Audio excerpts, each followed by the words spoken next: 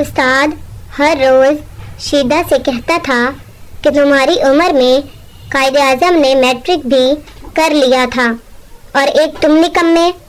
एक दिन शीदा तंग आकर बोला, सर आपकी उम्र में भुट्टो फांसी चढ़ गया था, बाकी आप समझदार हैं।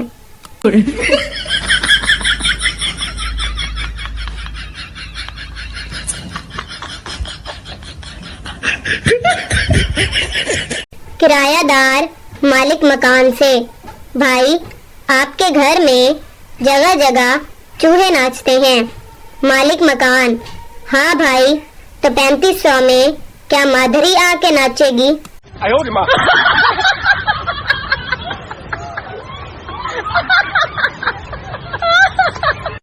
एक आदमी फौतकी वालों के घर गया तो देखा मैयत के इर्द गिर्द बर्फ पड़ी थी और घर वाले रो रहे थे।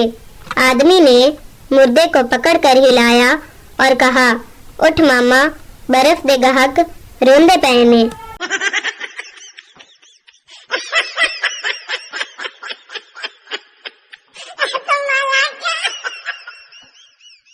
बीवी आधे घंटे से मोबाइल के कैमरे के लेंस साफ करती, फिर सेल्फी लेती और देखकर डिलीट कर देती।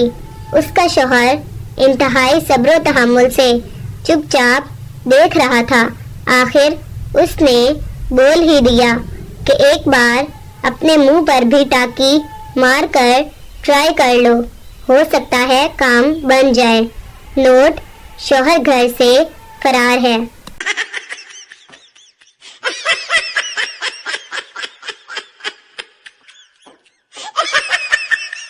आदमी अपने दोस्त से, यार मैं अपनी बीवी की वजह से दोज़ख में जाऊंगा, मुझे रोज इसकी वजह से झूठ बोलना पड़ता है। दोस्त, वो कैसे? वो रोजाना तैयार होकर पूछती है मैं कैसी लग रही हूँ।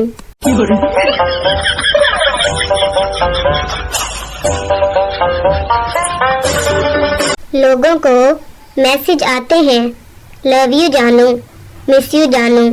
एक मुझे मैसेज आते हैं, अगर ये मैसेज 10 लोगों को नहीं भेजा तो अजाब आएगा। No no no no.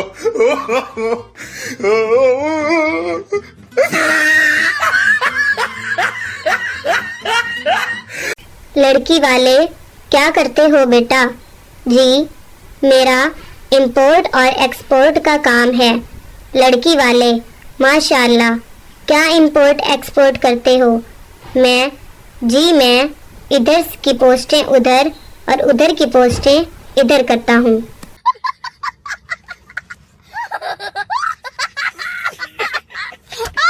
पता नहीं वो कौन सी लड़कियां होती हैं जो सोते हुए शहजादियां लगती हैं। मैं तो जिंदा लाश लगती हूँ।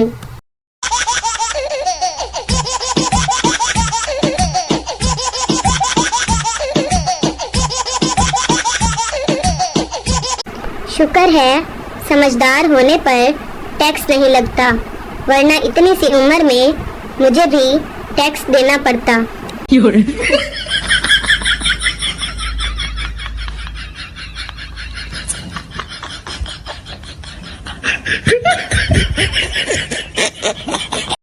एक लड़के को इम्तिहान में कुछ नहीं आता था। इसने ऐसी लाइनें लगा दी और कहा, बराए मेहरबानी स्क्रैच करके जवाब पढ़ लें।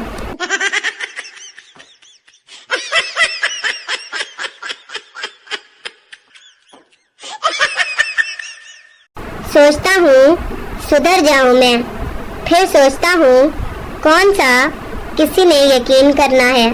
No no no no.